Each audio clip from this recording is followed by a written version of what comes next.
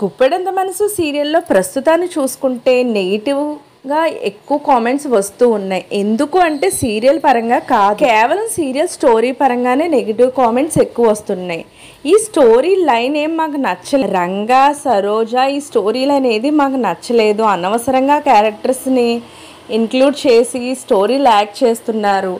అంతేకాకుండా వసుధార కూడా రంగాన్ని రిషిగా లేదంటే రిషియే కాబట్టి డిబిఎస్టి కాలేజ్ తీసుకెళ్లే ప్రయత్నం చేయకుండా రంగా ఉన్న చోటే తాను కూడా ఏదో రకంగా వర్క్ చేసుకుంటూ ఉండడం, అంతేగాని అసలు కథని ముందుకు నడిపించే విధంగా ఏ స్టెప్ తీసుకోవడం లేదు. ఈ రకంగా కొన్ని కామెంట్స్ వినబడుతూ ఉన్నాయి.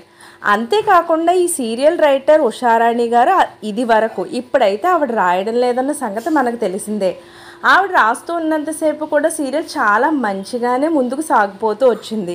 ఏ స్టెప్ వచ్చినా ఎలాంటి ట్విస్ట్ వచ్చినా చాలా బాగుండేది అని కూడా అనిపిస్తూ ఉండేది.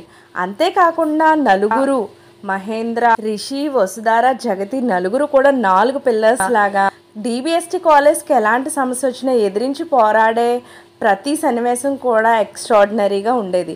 ఇప్పుడు అసలు స్టోరీ వదిలేసి రంగా స్టోరీ అంటూ అంటే రిషి రీబ్యాక్ ఇచ్చారు కాబట్టి ఆ స్టోరీ లైన్ తీసుకున్నారు, ఓకే. కానీ అదే కంటిన్యూ చేయడం, అంతేకాకుండా ఇది వరకు సీరియల్లో ఏంజల్తో పెళ్లి వరకు వెళ్ళడం, సాక్షితో పెళ్లి వరకు వెళ్ళడం ఇలాగే జరిగింది. ఈ సరోజ స్టోరీ కూడా సేమ్ అదే లైన్. అంతేకాకుండా సీరియల్ ఎప్పుడైతే రిషి సార్ ఎంట్రీ ఇచ్చారో పాత సీన్సే రిపీట్ అవుతున్నట్టు చాలా కనిపిస్తూనే మనకి వచ్చాయి.